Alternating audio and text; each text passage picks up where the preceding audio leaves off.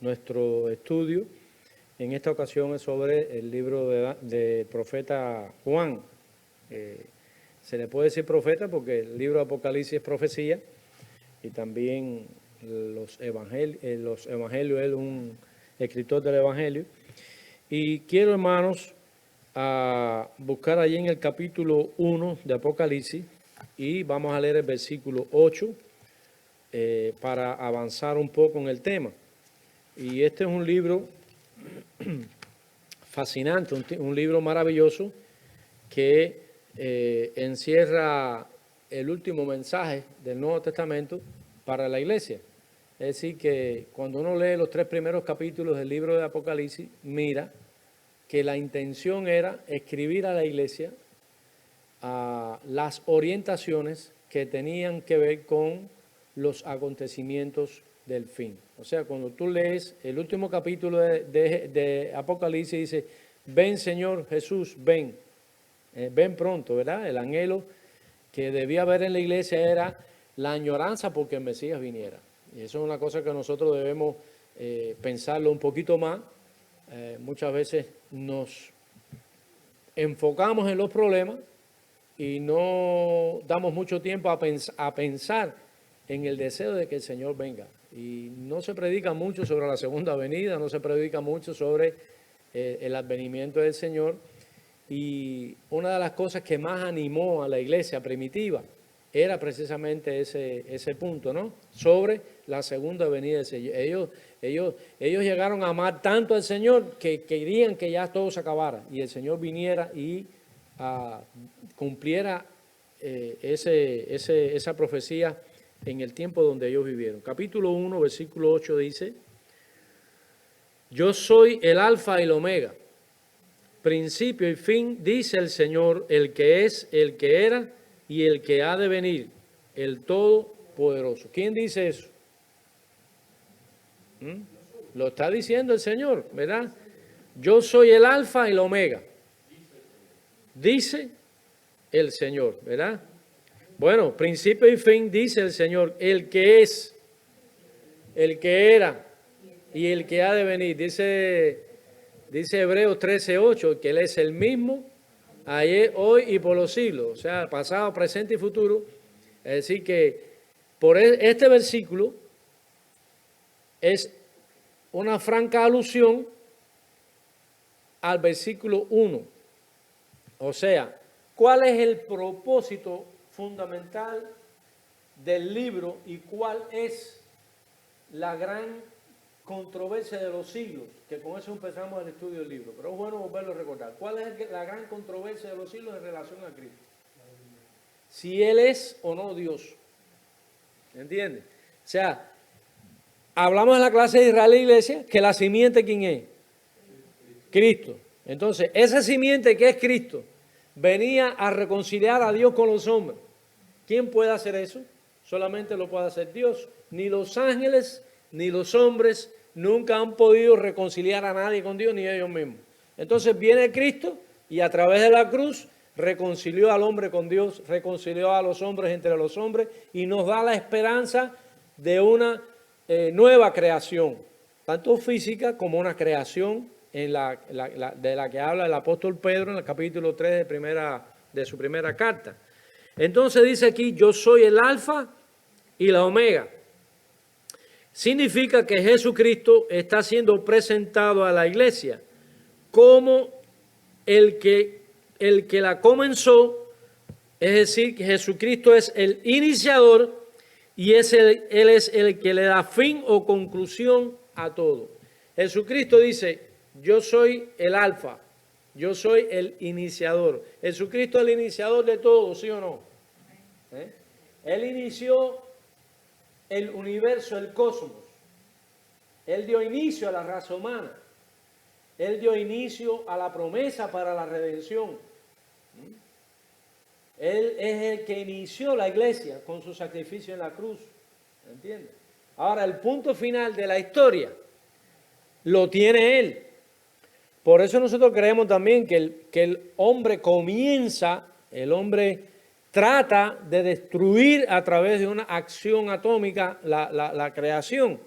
De hecho, va a tener una importancia grande en ese acontecimiento, pero es Cristo quien pone el punto final a la historia de la humanidad.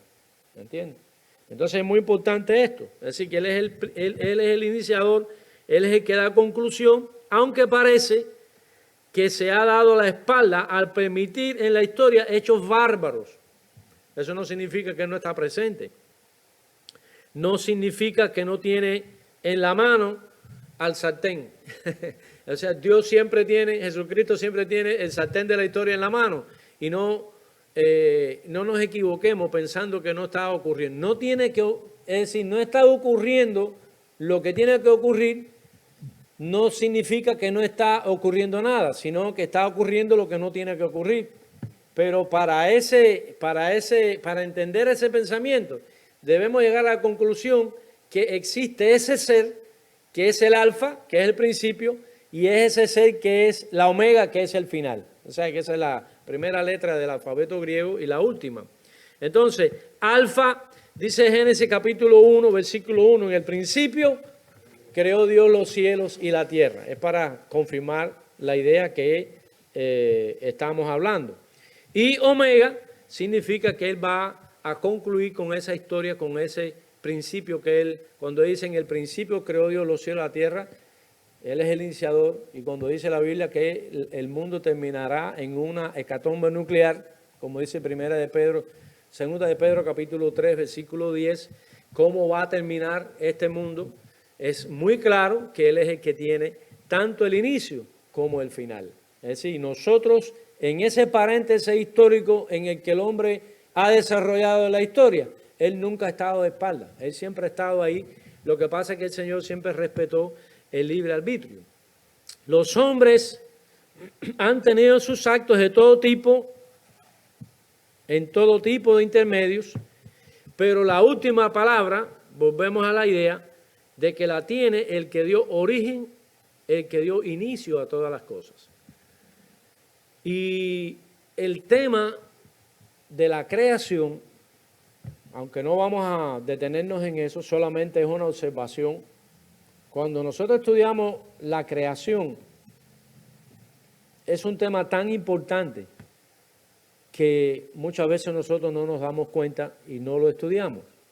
Pero cuando tú lees ahí lo que dice Génesis 1:1, ¿qué dice?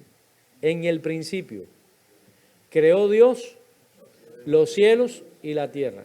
Si tú crees ese versículo, ya tú crees todo lo que está en la Biblia. Entonces, ¿es una doctrina fundamental o no? Es decir, si tú como persona de fe pones en duda el primer versículo de la Biblia, tú te conviertes en un distorsionado. Tú te conviertes en un liberal, te conviertes en una persona que no eres de fe. Pero si tú crees el primer versículo de la Biblia, ya tú crees completamente todo lo que la Biblia dice. Entonces crees que Jesucristo es el iniciador. Por eso en el versículo 9 dice, yo Juan, vuestro hermano y copartícipe vuestro en la tribulación, en el reino y en la paciencia de Jesucristo, estaba en la isla de Patmos por causa de la palabra de Dios y el testimonio de Jesucristo. Es decir que Juan se llama a sí mismo como hermano y está señalando el carácter filial en el concepto de reino o el concepto de familia. O sea, cuando Dios creó los cielos y la tierra, la razón por la que Él hace cielo y tierra es para poner sobre ella, ¿quién? A Adán y Eva, y establecer a través de ellos, ¿qué cosa? Una familia de la cual Él es el Padre. Es decir, que el reino de Dios en relación a la humanidad comienza con Adán y Eva. Y en Lucas capítulo 3 dice, cuando habla sobre la genealogía de Jesucristo, al final dice, bueno, primero dice Jesús, hijo de María, y José, hijo de Eva, hasta el final dice, y Adán, hijo de Dios. Que muchas veces eso se pasa por alto, muchas veces eso no se analiza, pero significa que todas las personas fueron en Adán creados como hijos de Dios, pero cuando viene el pecado, ya nosotros sabemos lo que pasó, que entró una nueva familia en el mundo, que la Biblia le llama los hijos de Satanás, que son los hijos de la maldad, que son los hijos de perdición, que eso es otro tema, pero es muy claro en la Biblia. O sea que Dios estableció en la persona de Adán una familia, que esa es la premisa o ese es el carácter paternal de Dios. O sea que el tema de la paternidad de Dios es un tema también muy importante, porque Dios como creador es como el Padre. Por eso acuérdense cómo Cristo llama a Dios. ¿Cómo Cristo le llama a Dios? Padre, gracias te doy porque tú siempre me oyes. Cuando estaba ante la tumba de Lázaro, cuando multiplicó los panes y los peces. Padre, gracias te doy. Cuando estaba en la cruz, Padre, perdónalo porque no saben lo que hace. Cuando ya va a morir, dice, Padre, en tus manos encomiendo mi espíritu. Quiere decir que hay una relación filial. Pero en el concepto padre va más allá de lo físico, porque eso es evidente en la Escritura. El concepto padre es el concepto que viene de él como soberano, como creador, como dueño de la creación. Al ser el creador, él es el dueño de la creación. Por eso dice Salmo 24:1, como leíamos ahorita, de Jehová es la tierra y su plenitud, el mundo y los que en él habitan. Y nadie vive equivocado, que los señores del mundo se creen los dueños de él, pero ellos cuando los cogen unos añitos nos pasan con nosotros. Empieza a mortificar el cuerpo.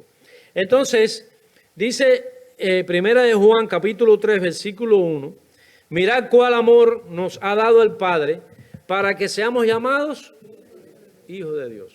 O sea que la razón por la cual Cristo vino a este mundo es para restaurarnos en nuestra relación con Dios como nuestro Padre. Estamos claros en eso, ¿verdad? Sé que el Evangelio nos hace, ¿qué cosa? Hijos de Dios. ¿Y eso es para quién? Para los judíos primeramente y para nosotros los gentiles. Pero vino Cristo para hacernos, ¿qué? Hijos de Dios. Mirad, es una expresión de exclamación. Vean, la obra más grande que hay en el mundo es cuando un hombre se convierte. Cuando una persona entrega su corazón a Cristo. Yo en estos días he tenido experiencias muy bonitas porque fui al hospital a visitar a una persona que estaba ya en fase 4 de un cáncer. Y el hijo visita a nuestro grupo. Y yo le hablé, lo guié al Señor y al otro día por la noche el hombre falleció. Estaba ya en muy malas condiciones físicas, pero qué cosa más extraordinaria cuando uno puede guiar a otra persona a Cristo. Y reciente también pude guiar a otra persona al Señor, al hermano de nuestro hermano Eduardo que ha venido aquí con nosotros alguna vez. Ya lo estamos preparando para el bautismo. Quiere decir, yo tengo que preocuparme. Yo le digo, Señor, dame un alma, permíteme, Señor, que yo pueda con tu palabra, porque esa es la obra más grande que nosotros podemos hacer en este mundo. Mirad cuán grande amor nos ha dado el Padre, en que nos ha hecho hijos de Dios. Es decir que no es posible que nosotros vivamos la vida cristiana año tras año, tras año, tras año, viniendo a los cultos y no ganemos a uno para Cristo. Nosotros no somos los que hacemos la obra. La obra la hace ¿quién? El Señor. Tú predicas, dice, echa tu pan, me acuerdo de allá también, echa tu pan sobre las aguas y ¿qué? Eso lo recitaba mucho María Luisa, ¿te acuerdas? Es decir, echa tu pan sobre las aguas y de aquí a mucho tiempo volverá a recoger el beneficio, ¿verdad? Entonces, vamos a hablarle a las personas, vamos a predicar. Estamos viviendo en tiempos que tenemos suficiente argumentación para hablarle al mundo. No importa que sea de donde sea, nosotros vamos a dar la palabra. Yo en mi trabajo, allá a todo el mundo que pueda le digo, a quien pueda hablar, yo le hablo. No hay que ser impertinente, no hay que ser grosero, no hay que mandar a nadie para el infierno, porque yo me acuerdo de algunos predicadores mayores, muy mayores, que decían, oye, tú eres cristiano, pues te vas para el infierno. Entonces, tú tienes que dar el mensaje de acuerdo a tu propia experiencia. Dios hizo en mí esto, por eso yo creo en Dios, por eso yo me siento identificado con la Biblia, creo en el futuro que la Biblia ofrece, que en el mundo este que tú y yo vivimos, nadie ofrece lo que ofrece la Biblia. Entonces yo tengo fe en lo que la Biblia ofrece, porque este mundo como está, la Biblia dice que iba a estar así. Así que ella me da la razón a mí de que yo estoy en el camino correcto. Pero hermanos, déjenme decirle, háblenle a otras personas del Señor, porque no hay experiencia más maravillosa que llevar a alguien al conocimiento. Ustedes pueden tener una idea de lo que representa que hoy haya alguien en el cielo porque usted le predicó el Evangelio. Eso es algo asombrosamente maravilloso. Dice que allí, Apocalipsis, hay una piedrita que tiene un nombre nuevo y que haya alguien allí que responda a ese nombre porque tú un día le hablaste y él aceptó. No es mérito tuyo, por supuesto, pero es una bendición porque dice el profeta que es sabio el que gana almas. Entonces, hermanos, haciendo la descripción del versículo, después de este paréntesis, dice, vuestro hermano, quiere decir que nosotros nos llamamos hermanos porque, no solo en el sentido sanguíneo, porque en términos sanguíneos nosotros somos hermanos, los que somos hijos del mismo Padre. Pero como la Biblia presenta a Dios como Padre, es decir, todos los que hemos recibido a Cristo en nuestro corazón por la fe, entonces somos hermanos. Y eso le da carácter filial a la iglesia. Entonces, por eso nosotros no creemos que Jesucristo va a establecer un reino en este mundo, un reino civil o estatal como los gobiernos que conocemos. Hay personas que creen que Cristo va a venir a establecer un gobierno hacia la tierra. No. Nosotros creemos que somos hermanos, que somos hijos del Padre, que somos pertenecientes a esta familia, que a esa es a la que la Biblia le llama reino de Dios.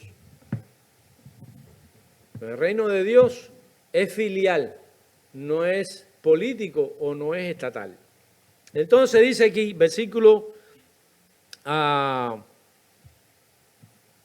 dice, amados, yo creo que está en el versículo 2 de Primera de Juan, el versículo que leemos, versículo 2 dice, amados, ahora somos hijos de Dios y aún no se ha manifestado lo que hemos de hacer, lo que hemos de ser, pero sabemos que cuando Él se manifieste, seremos semejantes a Él. ¿Cuántos decimos amén? Oiga, se acabaron las canitas, se acabaron las caídas de pelo, se acabaron los dolores de huesos, se acabaron los achaques, porque vamos a ser como Él. ¿Y cómo es Él? Sanito como una manzana. Él es la perfección, Él es la perfección, Él es lo sublime, Él es lo maravilloso. Y usted sabe que nosotros esta carga de hueso que arrastramos, que no podemos con Él, que eso se va a acabar, que eso vamos a ser transformados. Pero sabemos que cuando Él se manifieste, seremos semejantes a Él, porque le veremos tal como Él es. Quiere decir que el verlo a Él en ese nivel nos transforma a ser como Él es. Oiga, eso está lindo, eso está maravilloso. O sea, que esa experiencia, ¿y eso cuándo comienza? ¿Cuándo comienza eso? Eso comienza el día que yo le entregué mi corazón a Cristo.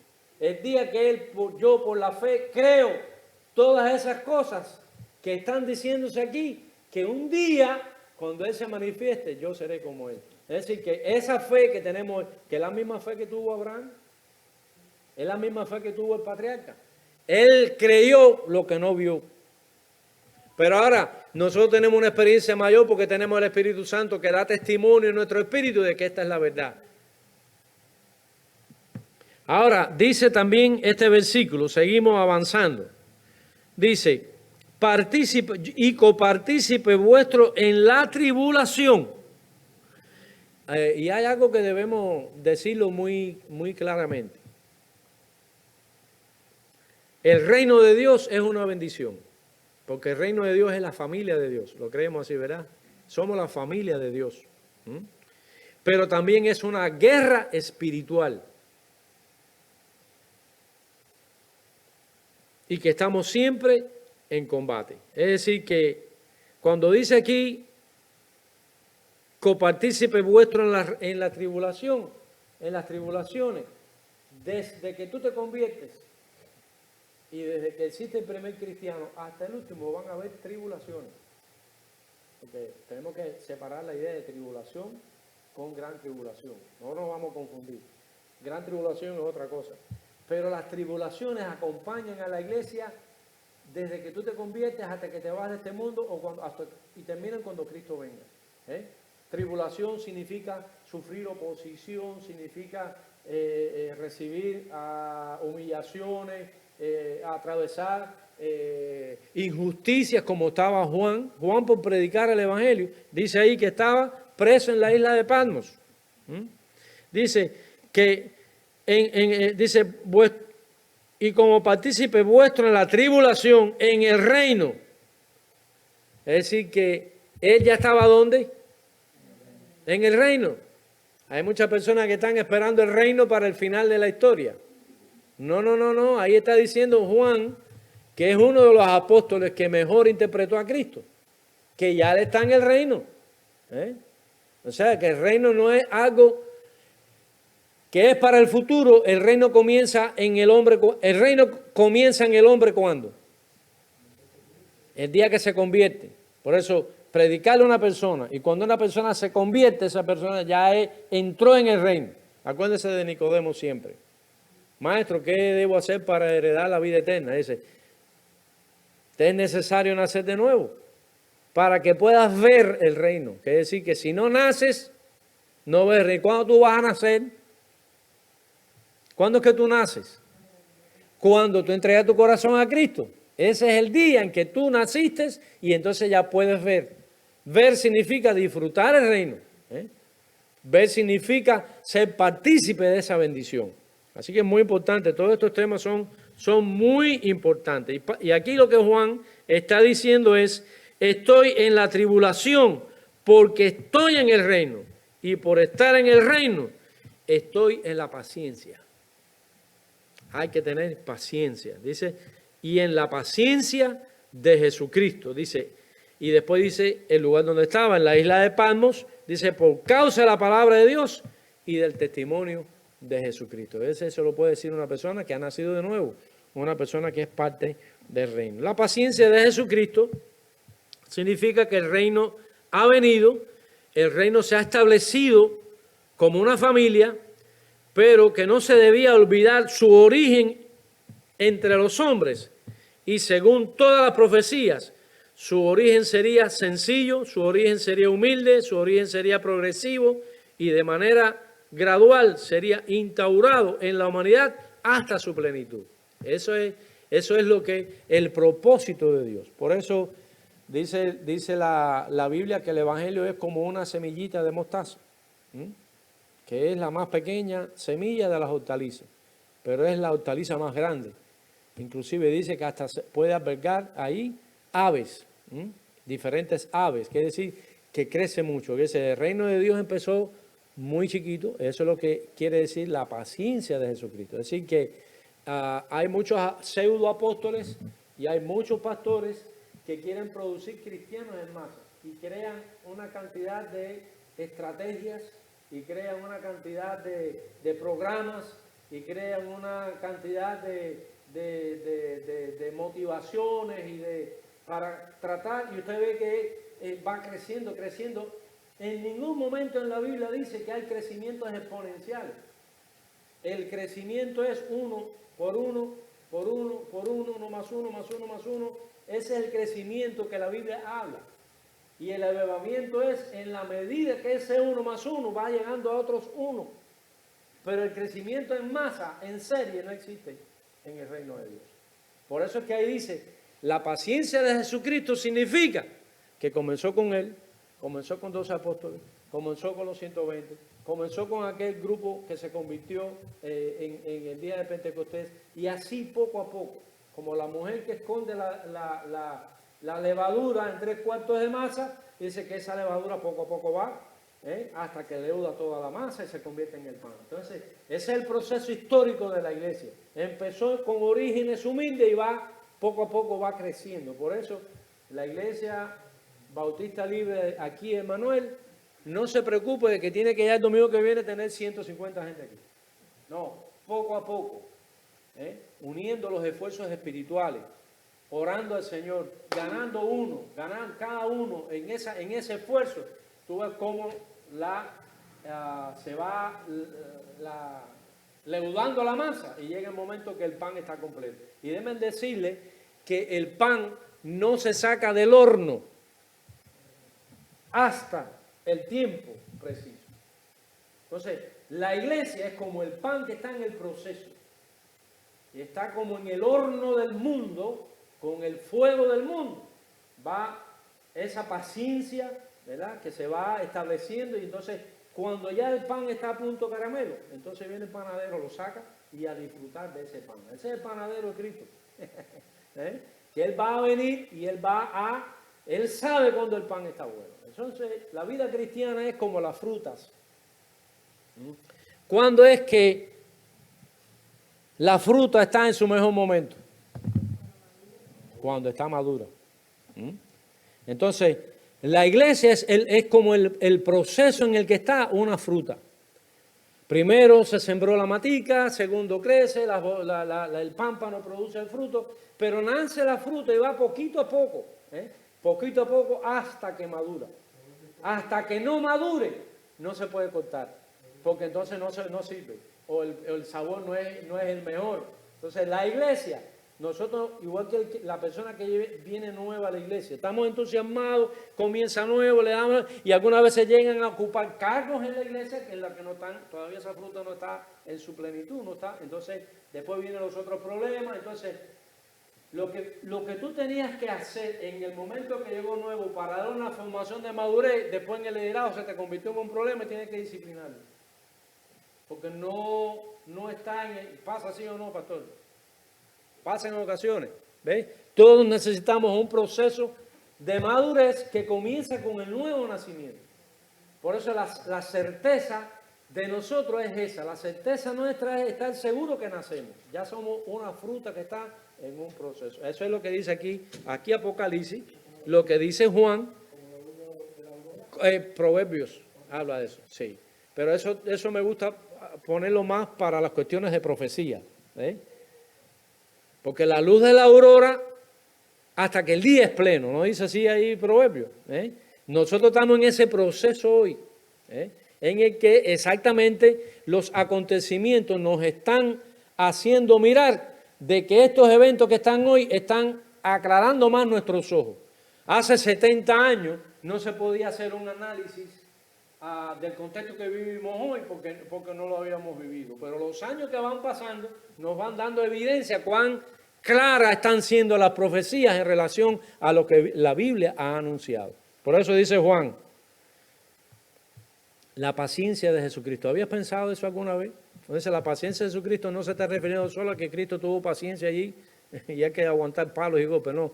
Paciencia es el proceso en el que la iglesia va adquiriendo su madurez, el mundo va llegando, porque hay otro aspecto que vamos a estudiar al final que tiene que ver con la plenitud de los gentiles. ¿Qué significa eso? La plenitud de los gentiles es otro tema muy grande, pero eso tiene que ver con la paciencia de Jesús. Entonces, si nosotros somos hijos de Cristo y tenemos la bendición de ser hijos de Dios, como Juan debemos muchas veces sufrir, dice, en el reino y en la paciencia de Jesucristo, es decir, que Él era compañero de tribulaciones, de sufrimiento, porque estaba preso. En el reino quiere decir que había nacido de nuevo, Él era parte de la familia, dice, y en la paciencia. Es más, el salmista David habla de otra palabra mucho más grande que esa. Es el longanimidad. ¿Sabe lo que quiere decir longanimidad? Es más paciencia que paciencia. Es decir, larga paciencia. A veces que dice, ya yo no puedo más. No, cuando tú dices, ya yo no puedo más, estás usando la razón. Pero cuando usa la fe, dice, no puedo más, pero voy a seguir. Es decir, que eso es difícil. Por eso cuando la Biblia dice, somos más que vencedores, a eso se refiere. Porque, sí, los vencedores normales, nosotros vencimos el día de trabajo, pero más que un vencedor es cuando tú tienes paciencia por aquel que te ofendió, no paciencia con el que no te ofendió. Bueno, ustedes entienden la idea. Entonces, eso en el sentido personal, en el sentido individual, debemos nosotros entender que el reino de Dios, según las profecías, según el origen, sería de una manera muy sencilla, sería una manera muy humilde. ¿Dónde nació Cristo? En un pesebre, ¿verdad? y de una manera muy humilde, de una manera muy sencilla, se incubó en el género humano, en la historia de la humanidad, el ser divino glorioso que creó los cielos y la tierra, al que aquí se está definiendo como ¿cómo es? Alfa y Omega. Y ahí está definiéndose como quién, como el todo. No estamos hablando de cualquier bobito de la esquina, estamos hablando del Dios todopoderoso, delante del cual un día todos tendremos que comparecer sin excepción.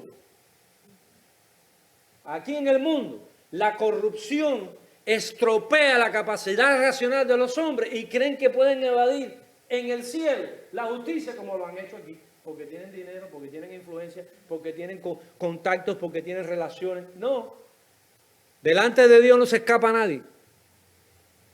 Y delante de Dios no hay quien guarde trapito sucio. Por eso tenemos que vivir delante de Él, con limpieza de conciencia. Entonces, aquí este proceso que va de una manera gradual sería instaurado en la humanidad, porque es increíble, hermano, cuando tú te pones a pensar en la forma que surgió el cristianismo y 2000 años después todavía existe ese cristianismo y existe en casi todo el mundo.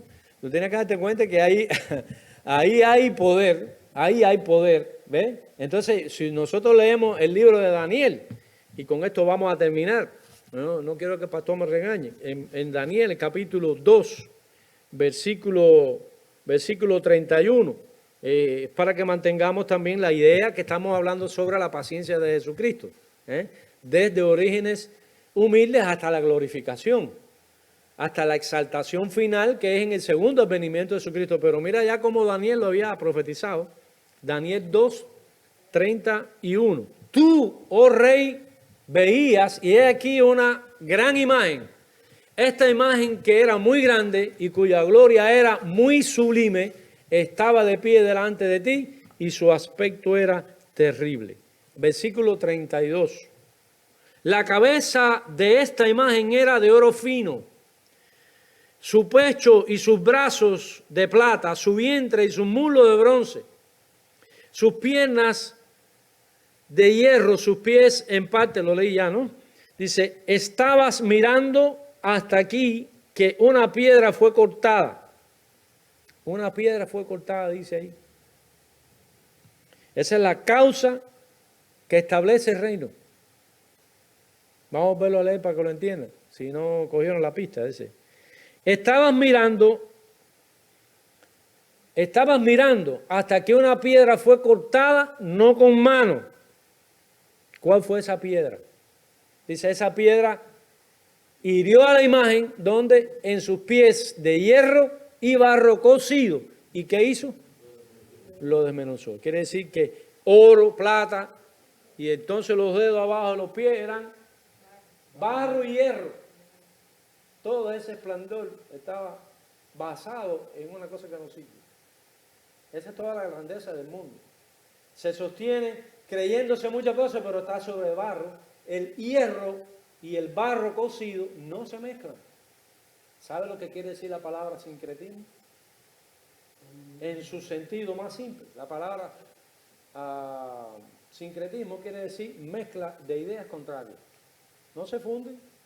Tú metes el vinagre y el aceite juntos, lo bates, pero cada cual va por su lugar. No sé, y están dentro de un mismo recipiente. ¿Entiendes? ¿Nosotros, es así o no, Eneida? ¿Ves? Entonces, el hierro con el barro es igual. Por eso la piedra, ¿quién es la piedra? Jesucristo. Vino de la forma humilde y destruyó todo aquel imperio global, porque estaba hablando de una imagen, un imperio que era el imperio babilónico, que está representado de muchas maneras. Yo creo que vamos a ir terminando, porque el tiempo está ya casi que acabando, pero sí debemos nosotros, hermanos, vamos a culminar con estos versículos. Vamos a leerlo, pastor, si me ayuda ahí. Romanos capítulo 9, versículo 33.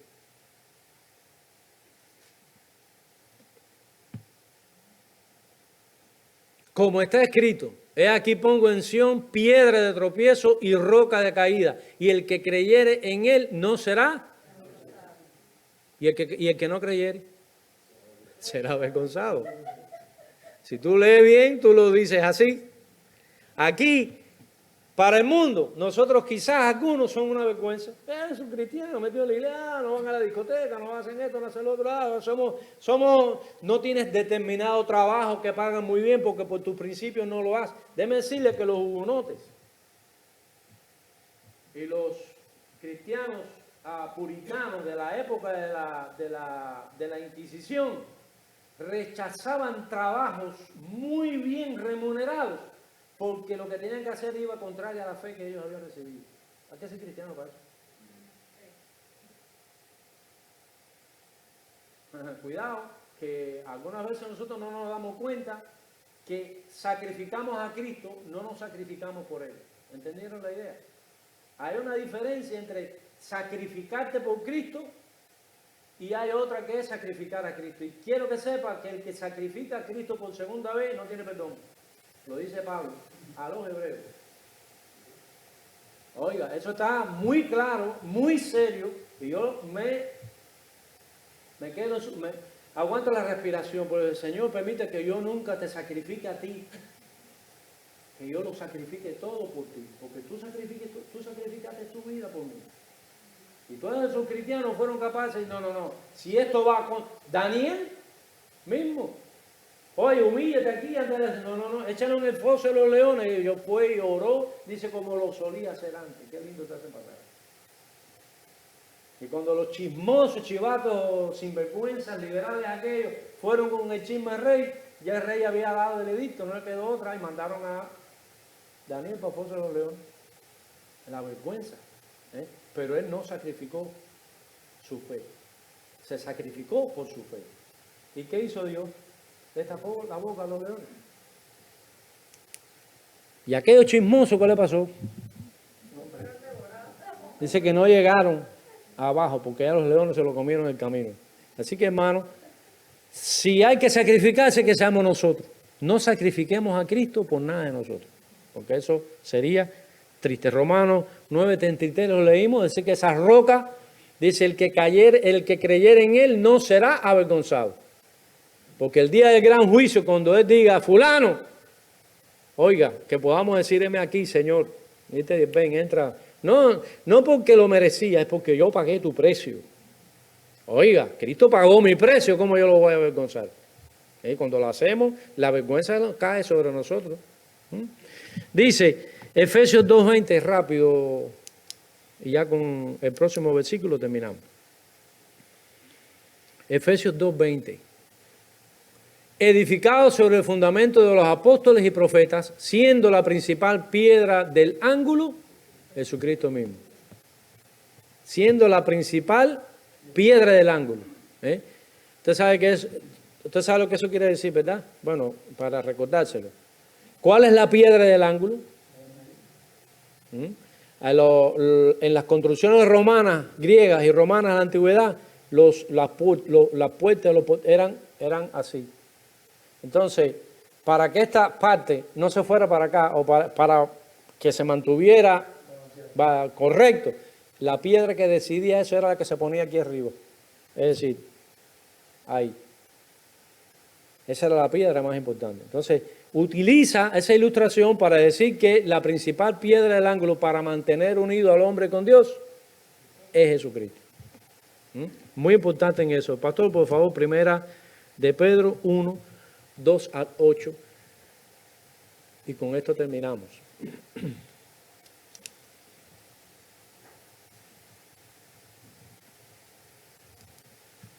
Elegidos según la presencia de Dios Padre en santificación del Espíritu, para obedecer y ser rociados con la sangre de Jesucristo. Gracia y paz os sean multiplicados. Ese es el versículo 2. Puede seguir hasta el versículo 8.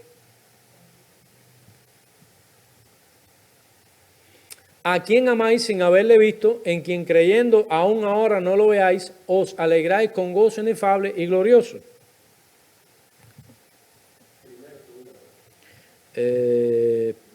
Primera, tú lo tienes ahí en primera, ¿verdad?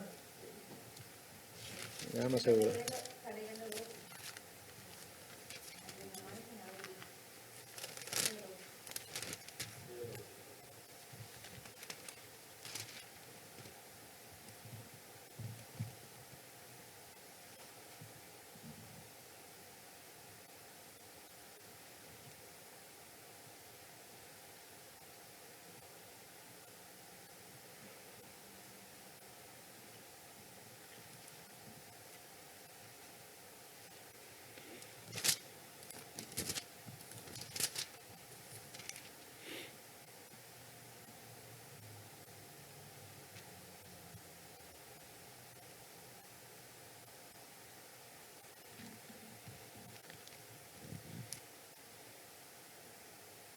Bueno, vamos a dejarlo ahí en Efesios 2:20 porque ese pasaje que al final, aunque está muy, muy bueno, no es el que realmente yo quería que ustedes tuvieran. Lo importante es que el Señor Jesucristo es la piedra que destruyó. Y hay otro en el 2, en Daniel 2:44.